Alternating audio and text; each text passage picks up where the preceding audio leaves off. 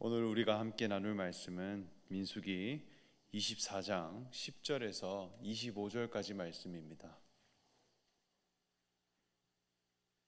민수기 24장 10절에서 25절까지 말씀입니다.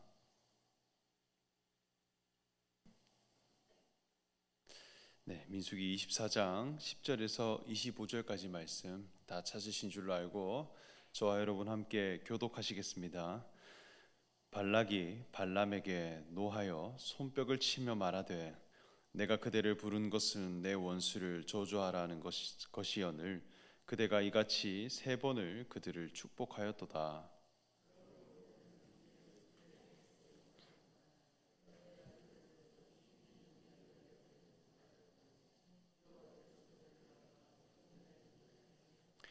발람이 발락에게 이르되 당신이 내게 보낸 사신들에게 내가 말하여 이르지 아니하였나이까?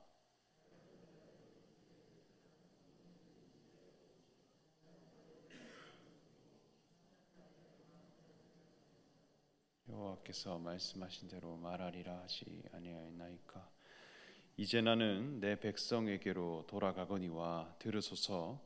내가 이 백성이 후일에 당신의 백성에게 어떻게 할지를 당신에게 말하리이다 하고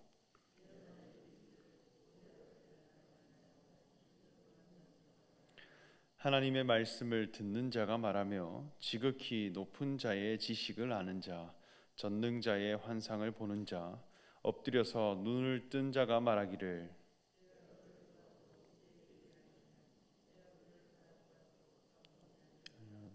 한 별이 야곱에게서 나오며 한 규가 이스라엘에게서 일어나서 모압을 이쪽에서 저쪽까지 쳐서 무찌르고 또 셋의 자식들을 다 멸하리로다. 그의 원수 에돔은 그들의 유산이 되며 그의 원수 세일도 그들의 유산이 되고 그와 동시에 이스라엘은 용감히 행동하리로다.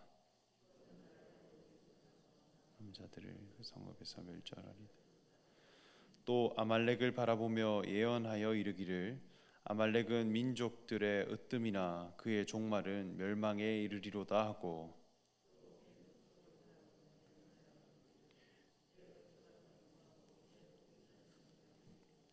그러나 가인이 세약하리니 나중에는 아수르의 포로가 되리로다 하고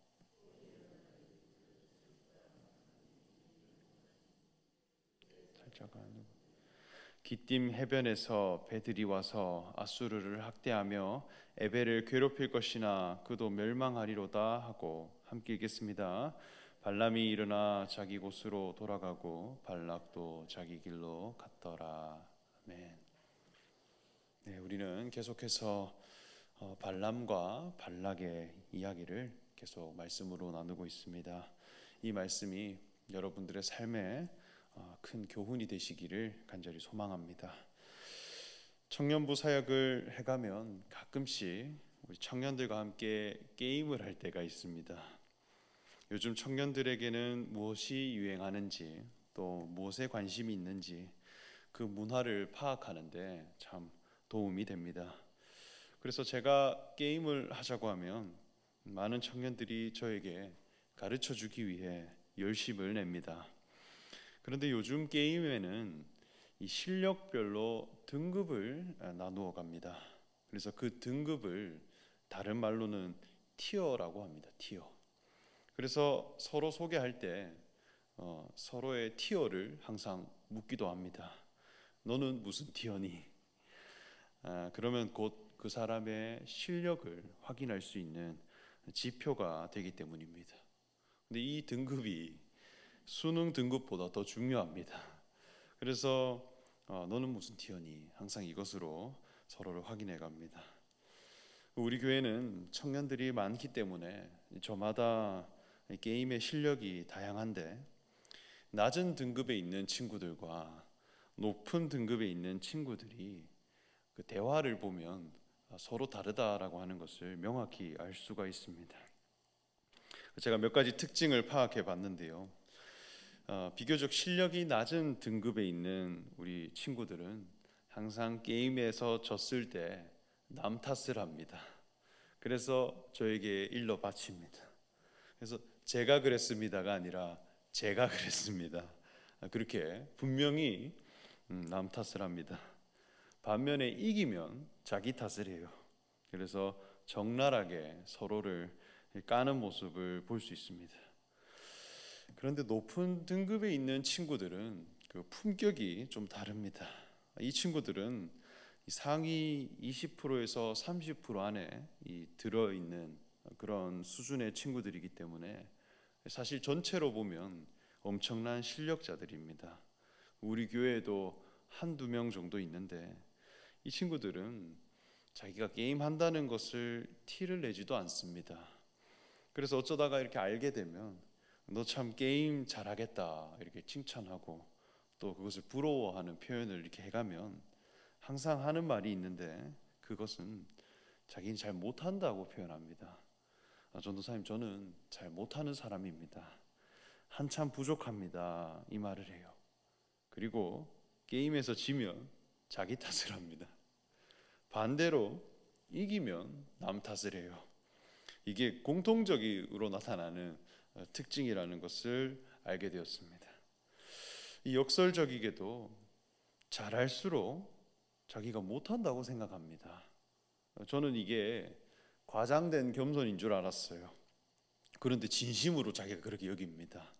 왜냐하면 정말 그 수준의 세계에 있어 보면 정말 대단한 수준의 사람들을 만나고 엄청난 실력의 그 상류 사회를 경험했기 때문에 제가 처참한 패배를 당해봤기 때문입니다. 그래서 진짜 잘하는 사람을 봐서 그렇게 표현하는 것입니다. 그걸 만나보면 옛날에 남 탓했던 자기 모습이 얼마나 미숙했는가라는 것을 깨닫기 때문에 자기를 드러내질 않아요. 그리고 항상 낮은 위치에 자기를 표현합니다. 저는 어떤 식의 들까요? 저는 낮은 등급입니다. 그래서 남 탓하기를 아주 좋아합니다. 오늘 읽은 우리 말씀을 보면 발락과 발람에 대한 이 이야기가 드디어 마무리가 됩니다. 이스라엘 백성들은 광야에서 여정을 이동해 갈 때 하나님께서 그 군대를 강성하게 하셨고 가는 곳마다 마주치는 이방 족속들을 무찌르고 또 승승장구하게 하셨습니다. 그들은 결국 모압 족속이라고 하는 이 이방 족속이 있는 땅에 이르게 되었고 모압을 다스리는 이 발락이라는 왕은 스스로 이스라엘 백성들을 이길 수 없다라고 하는 그 생각에 발람이라고 하는 이방 선지자를 돈을 주고 영입하여 이스라엘 백성들이 올 때에 그들을 저주하게 하였습니다. 그래서 이 발락과 발람 두 사람의 첫 시작은 서로의 이익을 위한 만남이었고 또 금은 보화를 주고 원하는 저주를 또 하게 하는 그런 관계였습니다. 그러나 하나님께서 이 발람에게 나타나시고 또 지속적으로 말씀하시기를 때로는 꿈으로 또 때로는 자기가 다스리는 나귀를 통해 메시지를 전달하셨습니다. 그러한 발람은 점점 변화되어져 갑니다. 어쩌면 발락과 발람 두 사람은 크게 서로 다른 것이 없어요. 처음 시작은 비슷한 수준에서 시작합니다. 둘 다 이방 족속이라 거룩함이 없었고 서로 그 생각의 범위가 비슷했기 때문에 만날 수 있었고 함께 할 수 있었을 것이라 여겨집니다.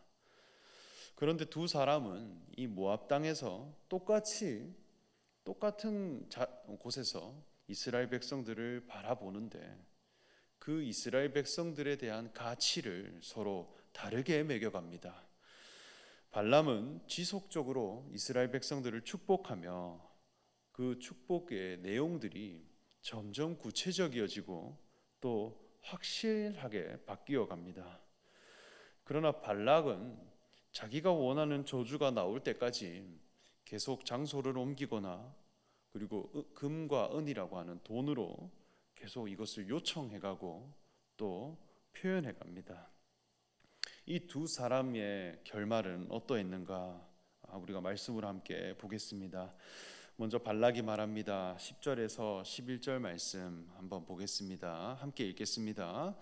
발락이 발람에게 노하여 손뼉을 치며 말하되 내가 그대를 부른 것은 내 원수를 저주하라는 것이오늘 그대가 이같이 3번 그들을 축복하였도다. 그러므로 그대는 이제 그대의 곳으로 달아나라.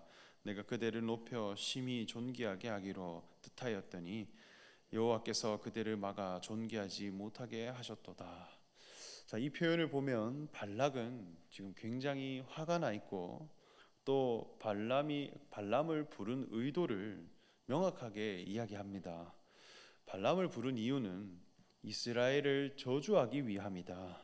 그런데 당신은 그들을 3번이나 축복했으니 이제는 떠나라. 그리고 우리가 함께 할 수 없음을 선포합니다. 그러니까 역할 기대가 있는데 그 기대를 충족하지 못했다는 것입니다.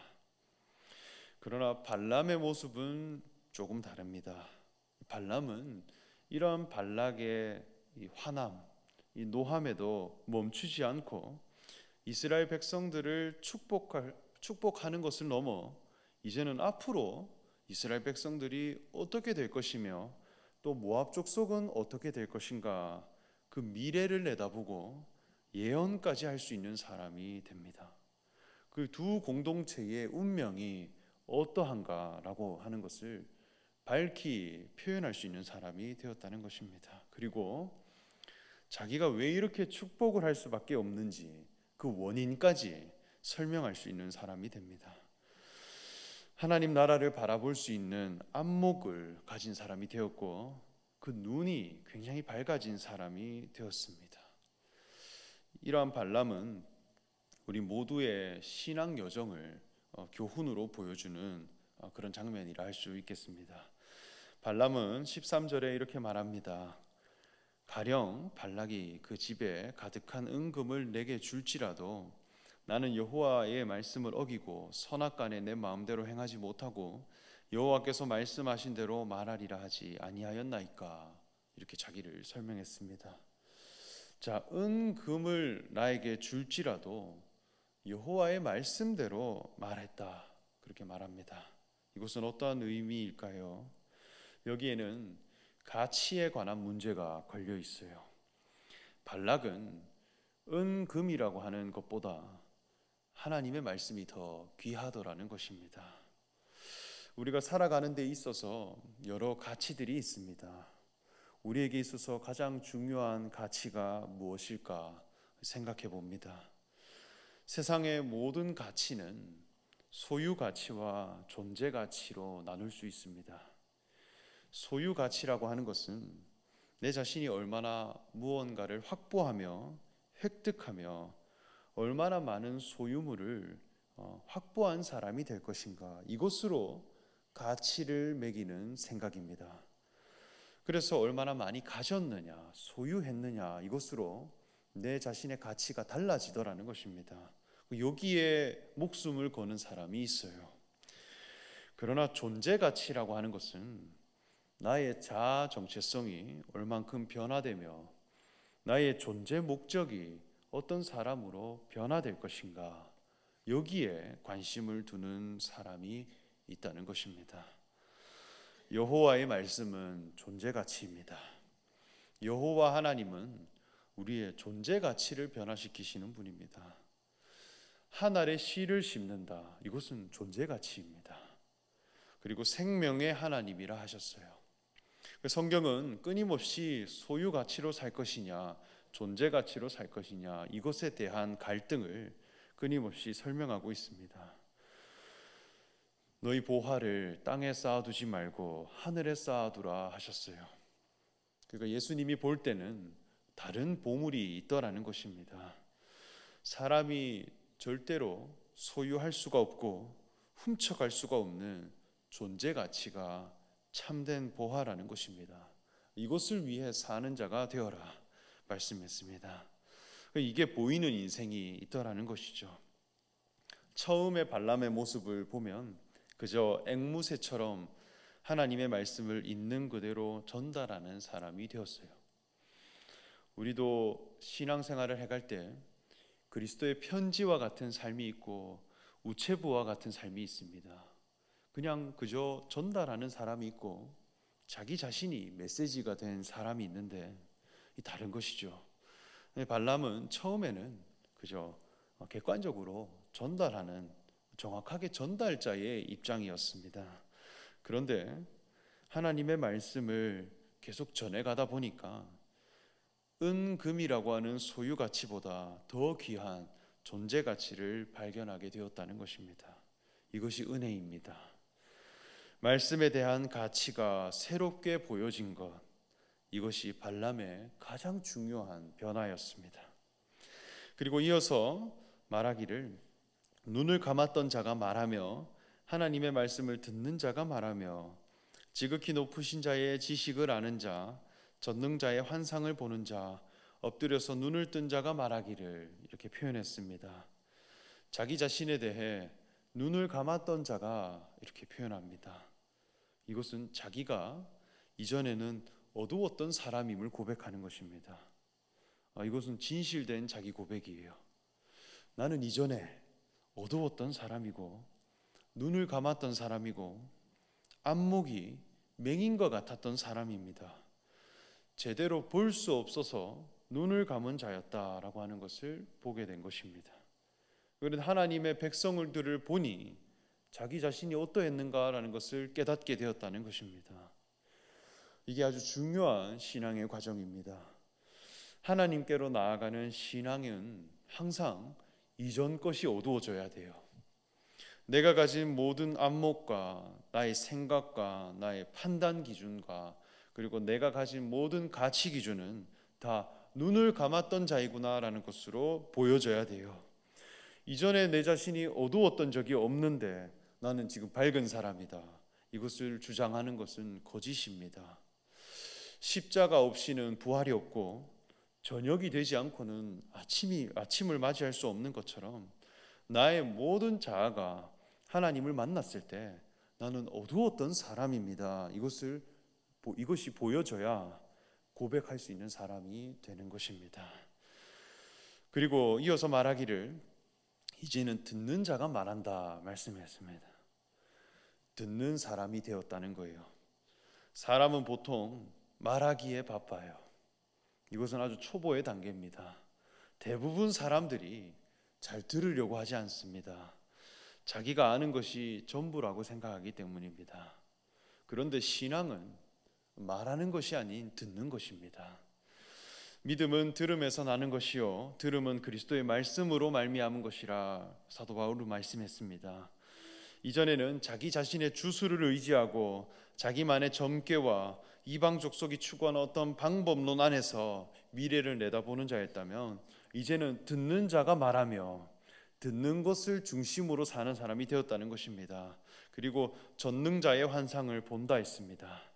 그리고 더 표현하기를 엎드려서 눈을 뜬 자라 이렇게 자기를 표현합니다. 이것은 자기 자신을 낮출 수 있는 사람이 되었다는 것입니다. 전능자를 보니까 자기 자신이 낮아지더라는 것입니다. 자기의 모든 안목이 낮은 곳에서 뜨는 자가 되었다는 것이죠. 진정한 존재 가치를 알려주는 여호와를 제대로 만나게 되면 이런 현상이 나타납니다. 내 모든 것은 이전에는 어두운 자였고 그리고 진정한 전능자가 이곳에 계시며 또 이 거룩한 신앙이 어디에 있는가라는 것이 내 눈에 보여지기에 엎드려 낮출 수 있는 사람이 된다는 것입니다. 이것이 발람이 가진 변화였습니다. 마지막으로 이어서 말하기를 내가 그를 보아도 이때의 일이 아니며 내가 그를 바라보아도 가까운 일이 아니로다. 한 별이 야곱에게서 나오며 한 규가 이스라엘에게서 일어나서 모압을 이쪽에서 저쪽까지 쳐서 무찌르고 또 셋의 자식들을 다 멸하리로다 말씀했습니다. 이제는 이스라엘 공동체에게 어떤 일이 일어날 것인지까지 예언하는데 한 별이 야곱에게서 나오며 한 규가 이스라엘에게서 일어나 모압을 무찌를 것이며 다른 이방 족속들도 다 멸망하게 될 것이라 예언합니다. 이스라엘의 백성들을 통해 가장 거룩한 별 하나가 나온다는 것입니다. 이 별은 예수 그리스도께서 오게 되실 것을 예언하는 것입니다. 모든 인류의 구원자가 이 공동체를 통해 나타난다는 것입니다.